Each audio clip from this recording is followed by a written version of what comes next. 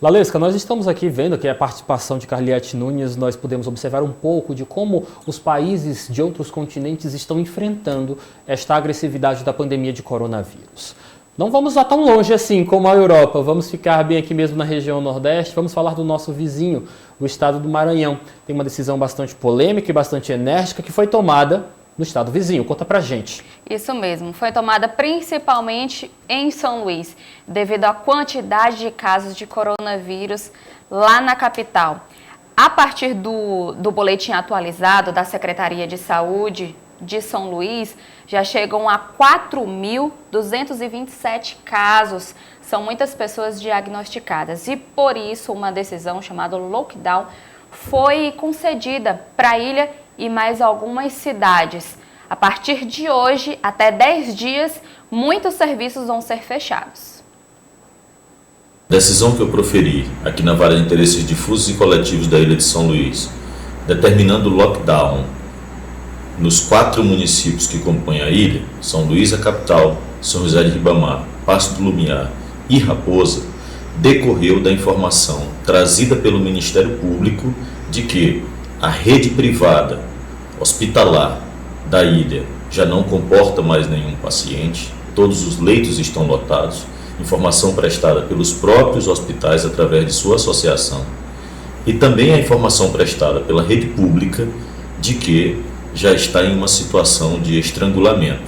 Então, como a informação da Organização Mundial da Saúde, Ministério da Saúde, órgãos sanitários estaduais, é de que a única providência para efetivamente conter essa pandemia é o isolamento social.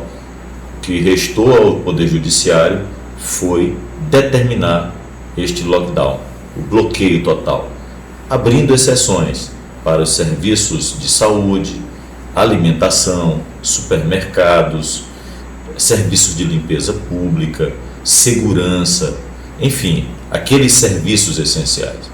O Estado foi intimado e aceitou de imediato cumprir a decisão, pelo prazo de 10 dias, a iniciar na próxima terça-feira, e durará pelo prazo de 10 dias. Após esse prazo, se a doença for contida o seu avanço, já tivermos mais leitos hospitalares, aí sim poderemos sim aí liberar um pouco mais a movimentação das pessoas. Caso a situação continue grave, esse prazo de 10 dias poderá ter uma prorrogação. A repercussão foi muito grande, claro, porque foi o primeiro lockdown que tivemos no Brasil, determinado pelo Poder Judiciário, mas foi bem recebido pelo Poder Executivo, que já editou um decreto regulamentando o cumprimento da decisão judicial. Decisão polêmica, como foi dita na fala do próprio juiz, é a primeira do Brasil nesse sentido, mas deve também ser adotada. O próximo estado que já estuda fazer um lockdown é o do Pará. Lalesca Setúbal, complementa a informação para a gente, por favor. Ou seja, é uma decisão que vai começar a partir desta semana. Mas qual a diferença entre isolamento social e lockdown? Você sabe, Lívio? Não, sei não. Ou Eliezer? Por favor. Enfim, eu vou dizer aqui a principal diferença. Isolamento social é um termo mais brando. Alguns serviços são cancelados ou colocados como pausa durante esse período de pandemia. E não é, digamos assim, obrigatório as pessoas não saírem de casa. Já nessa decisão, tudo passa a ser bem mais sério. As pessoas estão proibidas de sair de casa, elas podem ser presas até se saírem de casa. Ou seja, é um confinamento. É uma determinação por parte do Estado. No estado de São Luís, a decisão tomada foi judicialmente e tem que ser regulamentada pelos governos locais e tem peso de obrigatoriedade. Ou seja, a população das 4 cidades afetadas não podem sair de casa sob pena de prisão por expor perigo à vida. Estão suspensas a entrada e saída de veículos da ilha, pelo menos para menos de transporte de cargas e de saúde. Esses estão autorizados. A circulação interna de veículos, com exceção de saídas emergenciais, trabalho e compra de insumos. Ou seja, você tem que confirmar nas autoridades, se você for parado, que está indo ao trabalho ou também para medidas essenciais. Qualquer atividade que não seja de alimentação, farmácias, portos e indústrias, bancos e lotéricas só podem realizar pagamentos do auxílio emergencial, salários e benefícios. Essa decisão bastante polêmica. Eliezer Rodrigues, queria que você fizesse uma análise para a gente. Como a Lalesca bem disse, esta questão do lockdown tem um peso maior de responsabilidade civil e penal para os cidadãos que não cumprirem. Realmente uma decisão bastante polêmica. Nós vemos aí um endurecimento das regras, das recomendações apresentadas em todo o país. Eu venho dizendo, Lívio, nos nossos debates, desde o início da pandemia, que o prefeito ou o governador não pode fechar a porta da nossa casa.